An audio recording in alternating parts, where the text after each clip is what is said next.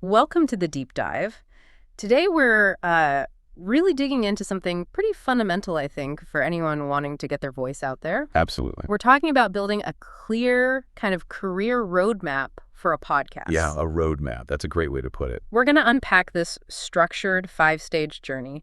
It takes you right from that initial idea, that spark, all the way through to monetization and actually building a brand around it. Mm-hmm. So our mission here is to pull out the key insights from the podcast career roadmap, from concept to brand, give you a real shortcut to clarity. And it can feel like a shortcut, honestly. Yeah. In a world just, saturated with audio content, this kind of framework offers a path. It's less maze-like, more step-by-step. Yeah, less guesswork. Exactly. No matter where you are on that journey, beginner or, already established. Okay, so that clarity, it crucially begins right at step 1, doesn't it? Stage 1, foundation and planning. The bedrock. Right. The core goal here is to really nail down your podcast's purpose, who it's for the audience, and that unique niche you're going to carve out. Mm-hmm. Now, I know a lot of people, they just want to jump in and hit record, but why is this initial planning phase so vital? Why does the roadmap stress this? Well, it's interesting because the roadmap frames it not just as defining your why, but as actively preventing common problems later, like burnout or your audience just drifting away. It forces you to ask, if you don't know exactly who you're talking to and why you're talking to them, how can you possibly keep creating content that connects week after week? That makes sense. So this stage isn't just like picking a broad topic, true crime, tech, whatever. It's about deeply understanding who that ideal listener is. What are their problems? What solution are you offering? Okay. And that insight, that understanding, it informs everything else. The format isn't just you. Interviews. Right. A panel. Right. Even down to the name, the branding, that crucial cover art. And the roadmap suggests outlining, say, 5 to 10 episode ideas right at the start. Oh, interesting. Like a content buffer. Exactly. It's like building the blueprint before you lay a single brick. It gives you momentum right out of the gate. I really like that blueprint analogy. That clarity seems key to avoiding hitting that wall later on, ensuring your kind of passion project has direction. Precisely. And the skills you're building here, maybe without even realizing it, are things like audience research, content planning, the basics of branding. Yeah, the strategic foundation. It makes everything that follows feel less like just throwing things at the wall. Okay, so once that groundwork is solid, the next step is, actually making some noise, right? Stage 2, production and launch. The doing phase. The goal here, create high-quality content, publish those first few episodes. Yeah. So how do we make that leap from planning to actually doing it without getting totally bogged down by the tech side? Yeah, the tech hurdle. It trips people up. But this is where ideas become, actual audio. And what the roadmap emphasizes, which I think is key, is you don't need a pro studio. Right. Thank goodness. Basic gear is enough to start. A decent microphone, that's probably the most important bit. Good headphones, so you can actually hear yourself and your guest properly. And some editing software. Like what sort of software? Well, things like Audacity or GarageBand are often free and perfectly capable, or Adobe Audition if you want something more powerful. But a good mic isn't just about sounding fancy, it's about listener fatigue. Bad audio makes people tune out fast. Good point. And the software. Those options, they're powerful, but they don't have like an impossible learning curve. You can get recording relatively quickly. Okay, that's definitely a relief for anyone feeling intimidated by the tech. So you've edited maybe 3, 4, 5 episodes. How do you get the show out there? Right. The next step is choosing a podcast host. This is where your audio files actually live. Think services like Buzzsprout, maybe Libsyn, Podbean is another popular one. Pitcha, the hosting platform. Exactly. And they distribute it for you. So then you submit your show's feed to the big directories. Spotify, Apple Podcasts, Google Podcasts are the main ones. And the roadmap also stresses, don't just launch silently. Do a small strategic marketing push. Tell your friends, post on social media, let your email list know you're live. It makes sense. Get some initial ears on it. And for recording, especially remote interviews, the source mentions tools like Riverside.fm. Zoom's okay, but maybe Zencaster too. The key thing they offer is better audio quality, often recording locally on both ends. So you avoid that one person sounding great and the other like they're underwater. Exactly. And for editing, Descript gets a shout out.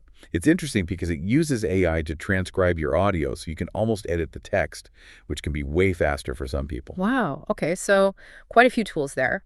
And the skills you're picking up here are practical ones. Audio editing, how to use a mic properly, even some basic SEO for your titles and descriptions. Yeah, and metadata. Tags and categories so people can find your show. It really sounds like starting simple, learning as you go is the way forward here. Absolutely. Don't let the perfect be the enemy of the good, especially with tech. Just dive in. It's often less scary than it seems. Good advice. So you've launched, you've got some episodes out. What's next? That brings us to stage 3, growth and audience building. Keeping the momentum going. You're live, you have content, but how do you go from just existing to actually building a loyal, growing listener base?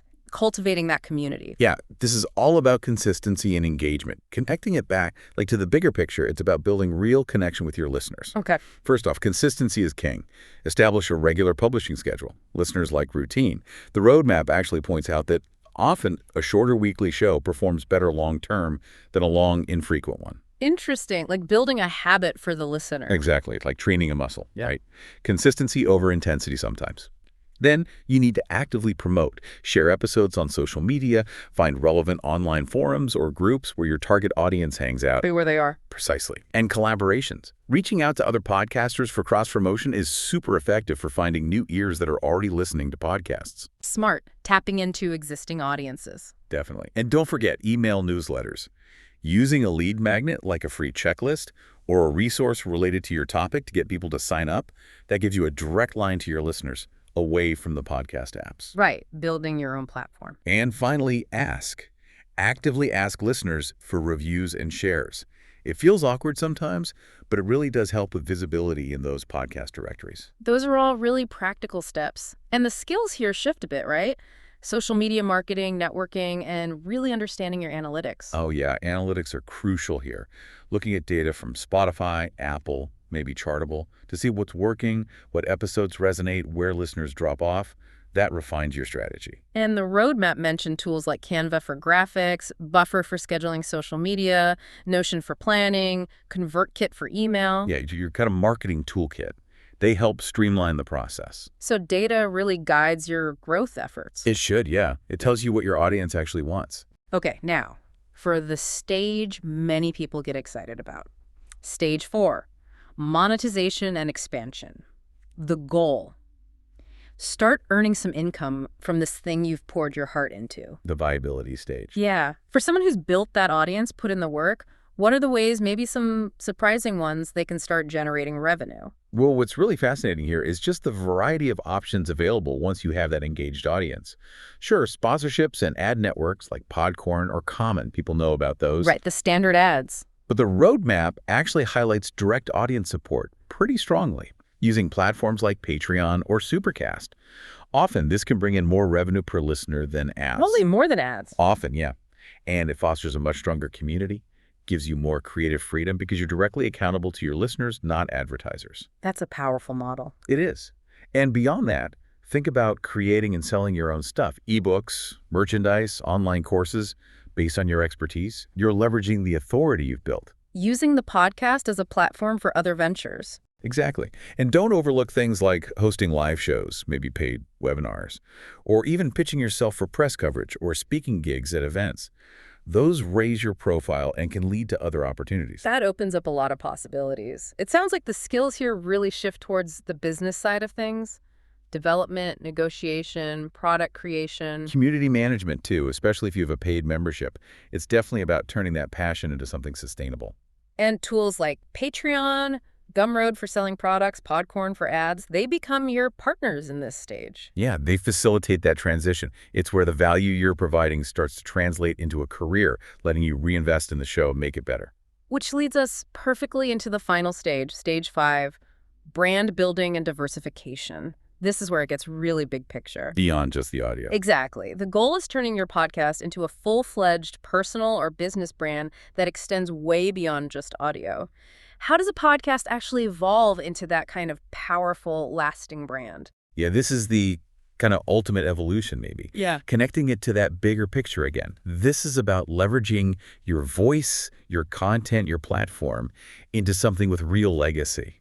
It really raises that question of long-term vision. So practically, what does that look like? Well, you could launch a video version on YouTube, reaching a whole new audience that prefers video. Visual podcasting. Or use the podcast as a springboard to write a book, or secure public speaking engagements. Your show becomes your credibility, your platform. Right, proof of expertise. As you grow, you might need to build a team, an editor, maybe a marketer, an assistant. That's essential to scale up and free your time for the high-level strategy. Delegation becomes key. Absolutely. And then you can explore bigger opportunities. Yep. Licensing your content, joining a larger podcast network, maybe even syndication, expanding reach significantly. Wow. And finally, just diversifying your content formats further. Maybe a dedicated blog that complements the podcast, a more specialized premium newsletter, perhaps even your own app eventually. It's about solidifying your presence everywhere your audience might be. So the skills here are really elevated. Leadership, public speaking, long-term strategic thinking. It's less about the next episode and more about the next 5 years, maybe. Exactly. What can this voice, this content build long-term? This roadmap, it really does lay out such a comprehensive path full of potential at each stage. It really does. And whether you're, just starting out with that tiny seed of an idea or you're already running a show and wondering how to scale it, this framework offers clear, actionable steps.